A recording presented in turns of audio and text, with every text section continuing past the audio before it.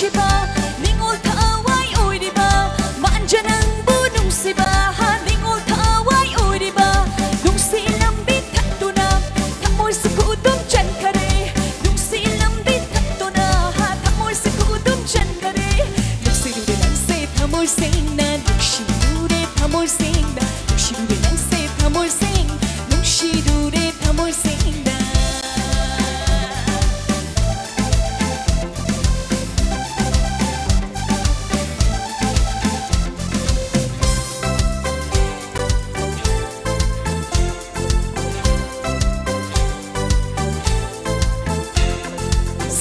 Udaba nungsiba kalida ko ihulse nungsi saktam udana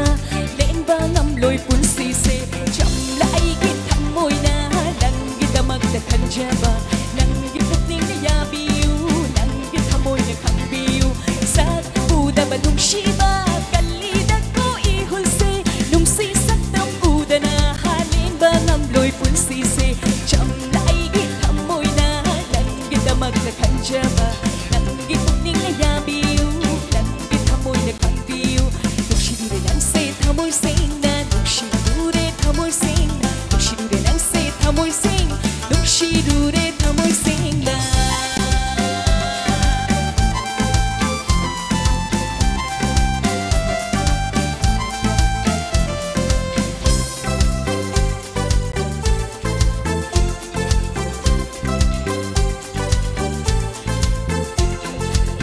Ningon karay thonggada pakhang khongloi hullage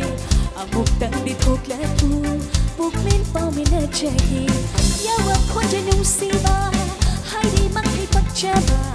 nangi engi thawani nungsi yawa tapiro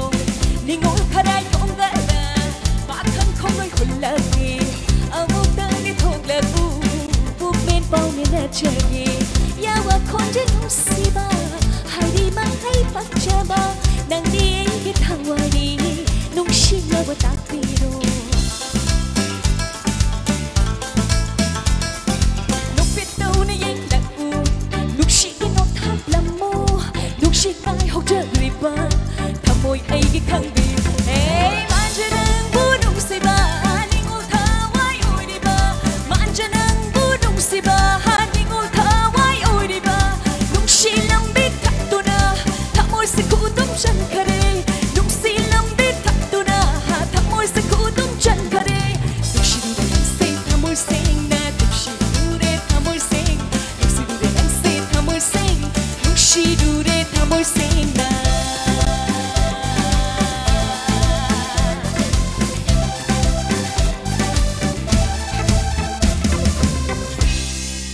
Thank you ngasigi sound UKE Light amadi ngasigi orchestra one and only blue band kita mag mayam dagi ahobu kubam tani zage